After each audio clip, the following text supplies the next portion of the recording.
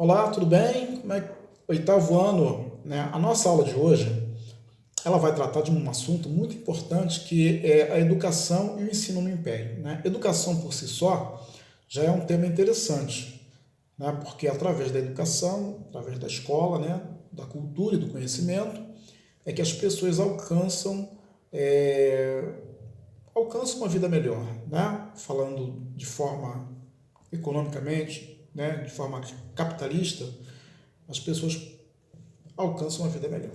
Né? A educação ela abre o caminho, abre o entendimento e as pessoas passam a progredir, ok? Mas enfim, na época do Império, né, em 1872, foi realizado no Brasil o primeiro recenseamento geral. De acordo com esse censo, a população brasileira somava 9.930.478 habitantes. Destes, 84,7% eram livres, 15,2% escravizados. Indígenas somavam 3,9% da população. Interessante, né? A população em 1872, ela tinha, né, ela era composta por 9 milhões de pessoas, quase 10 milhões. Hoje nós somos 210 milhões de pessoas. Né? Estamos chegando nessa casa aí. Então a população cresceu muito, né? De 10 milhões para 210 milhões de pessoas. Sem considerar as crianças menores de 5 anos que não estavam em idade escolar, 77,4% da população era analfabeta. Olha só que interessante, né? 77,4% da população era analfabeta, não sabia ler e escrever.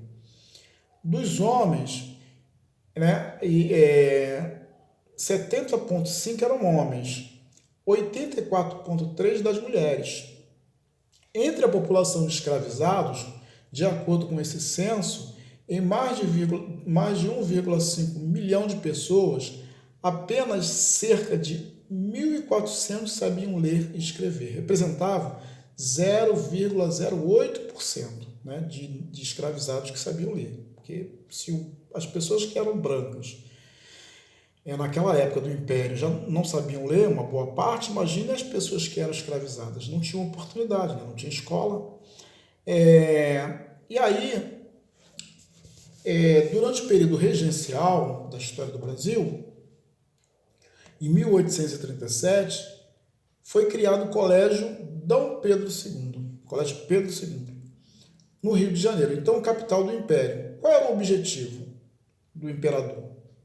Era que essa instituição servisse de modelo para outras províncias. Então ele criou uma no Rio de Janeiro, um colégio, aí ele queria que todas as províncias, né, que era a província de São Paulo, Minas Gerais, Espírito Santo, né, que era chamada de província. Depois eles deram o nome de Estado, né, quando mudou a Constituição, quando mudou o regime também de monarquia para república, mudou também o nome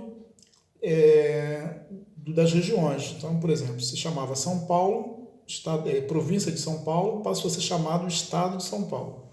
Copiaram um pouco a ideia dos Estados Unidos. Na nossa Constituição, ela é um pouco da cópia da Constituição estadunidense. Como é significativa a influência de um modelo educacional francês, a gente pegaram o modelo da educação francesa, essa instituição preparava bacharéis para o ensino secundário. Eram ensinadas as línguas latina, grega, francesa, inglesa e retórica, né? Além de princípios elementares de geografia, história, filosofia, álgebra, geometria, astronomia, entre outras disciplinas. Então, o Colégio Pedro II, quando ele, na sua composição, ele era muito puxado, e ainda é até hoje, né?